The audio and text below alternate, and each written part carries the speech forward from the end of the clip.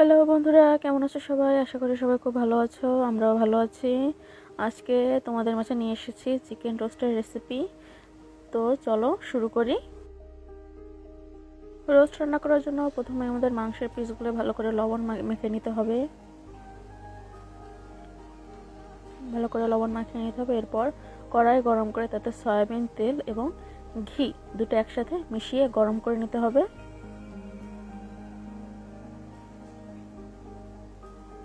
এই যে ঘিটা আপনারা আপনাদের পরিমাণ মতো দিয়ে দেবেন। আমি আমার পরিমাণ মতো ঘি দিয়ে দিচ্ছি।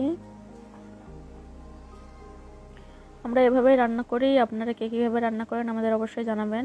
তো আমাদের তেলটা গরম হয়ে গেছে, এখন আমরা মেখে রাখা মাংসের পিসগুলো এর মধ্যে দিয়ে ভালো করে ভেজে নেব। খুব কড়া করে ভাজবেন না, মোটামুটি ভাজা হয়ে গেলে নামিয়ে নেবেন। মাংসের পিসগুলো নরম রাখার জন্য চেষ্টা করবেন, একটু ঢেকে ভাজার চেষ্টা করবেন।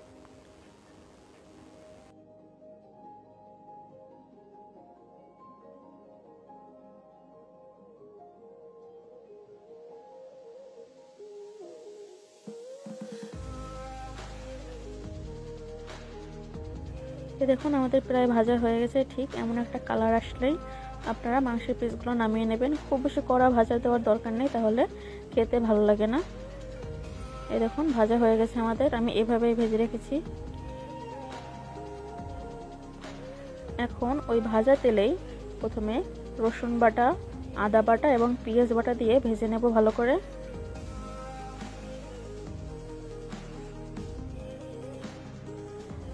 আদা রসুন পেঁয়াজ আপনারা আপনাদের পরিমাণ মতো দেবেন, তবে রসুনটা খুব বেশি দিবেন না, এতে করে একটা রসুনের গন্ধ আসতে পারে।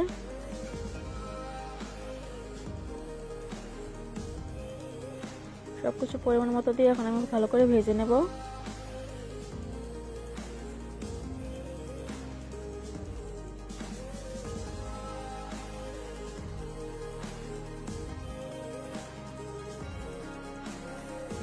আমাদের মশলাটা ভাজা হয়ে গিয়েছে, এখন আমরা এর মধ্যে রোস্টের একটা ঘরোয়া মশলা দেবো, যেটা আমরা ঘরেই তৈরি করেছি।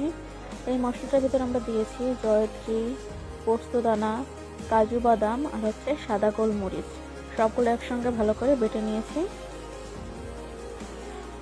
মশলা দিয়ে এখন আমরা একটু নাড়াচাড়া দিয়ে ভেজে নেব।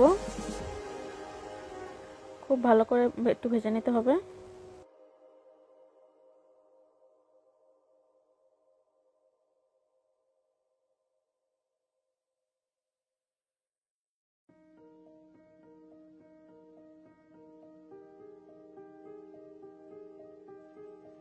আমাদের মশলাটাও ভাজা হয়ে গিয়েছে। এখন ভাজা শেষের এক পর্যায়ে আমরা দিয়ে দেব আগে থেকে ফেটে রাখা টক দই।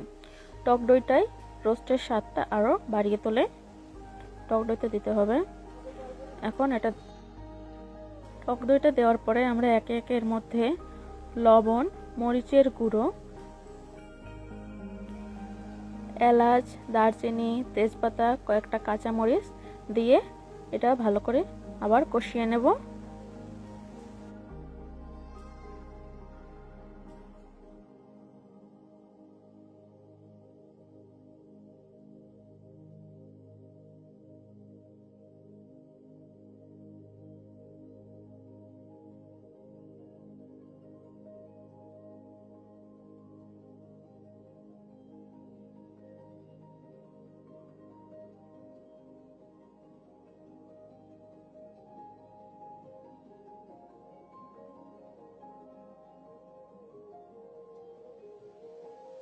এখন আমরা সবগুলো ভালো করে মিশিয়ে খুব সুন্দর করে কষিয়ে নিতে হবে, যতক্ষণ না রোস্টের একটা ফ্লেভার আসছে।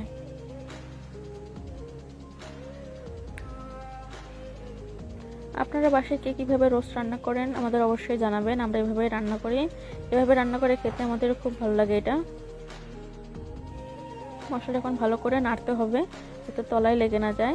দইটা দেওয়ার পরে আমাদের নাড়া থামানো চলবে না, নাড়তে হবে খুব ভালো করে যেন মশলাটা তলায় লেগে না যায়।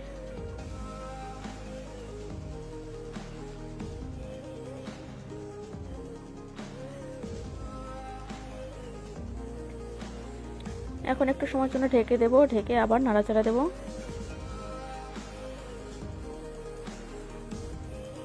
এই দেখুন আমাদের প্রায় কষানো হয়ে যাচ্ছে। এখন আরেকটু নাড়াচাড়া দিয়ে নেব।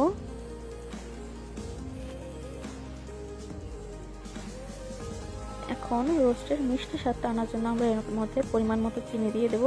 আপনারা আপনাদের পরিমাণ মতো দিয়ে দেবেন, আপনারা যেমন পছন্দ করেন। চিনি দেওয়ার পরে আমরা একটু সস দিয়ে দেব, টমেটো সস।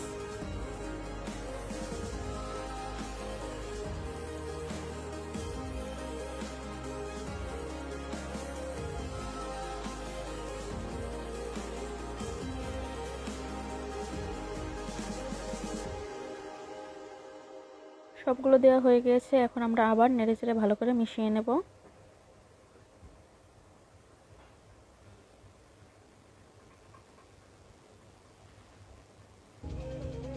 এই দেখুন আমাদের মশলাটা কিন্তু হয়ে গিয়েছে। মশলাটা হয়ে গিয়েছে। এখন আমরা আগে থেকে ভেজে রাখা যে মাংসগুলো ভেজে রেখেছিলাম সেটা দিয়ে খুব ভালো করে নেড়েচেড়ে মিশিয়ে নেব। প্রত্যেকটা মাংসে যাতে খুব ভালো করে গ্রেভিটা লেগে যায় সেভাবে ভালো করে মিশিয়ে দিতে হবে।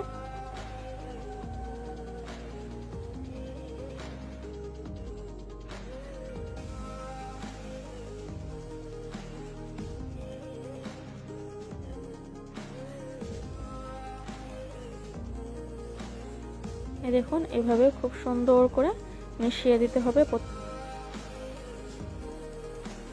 এখন আমরা ঢাকনা দিয়ে একটু সময়ের জন্য ঢেকে রাখবো। এই দেখুন বন্ধুরা আমাদের রোস্ট কিন্তু রান্না হয়ে গিয়েছে। এখন আমরা ভেজে রাখা পেঁয়াজগুলো দিয়ে দেবো, এতে কিন্তু রোস্টের স্বাদ আরো ভালো হয়।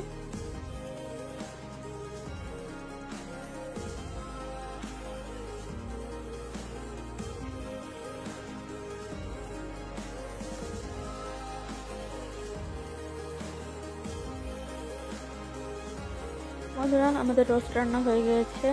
আপনারা কিভাবে রান্না করে খান আমাদের অবশ্যই জানাবেন, আর আমাদের ভিডিওটা কেমন লাগলো সেটা অবশ্যই জানাবেন। আমাদের পাশেই থাকবেন। আমাদের ভিডিওটি যদি ভালো লেগে থাকে তাহলে লাইক করে দেবেন, কমেন্ট করে দেবেন এবং শেয়ার করে দেবেন।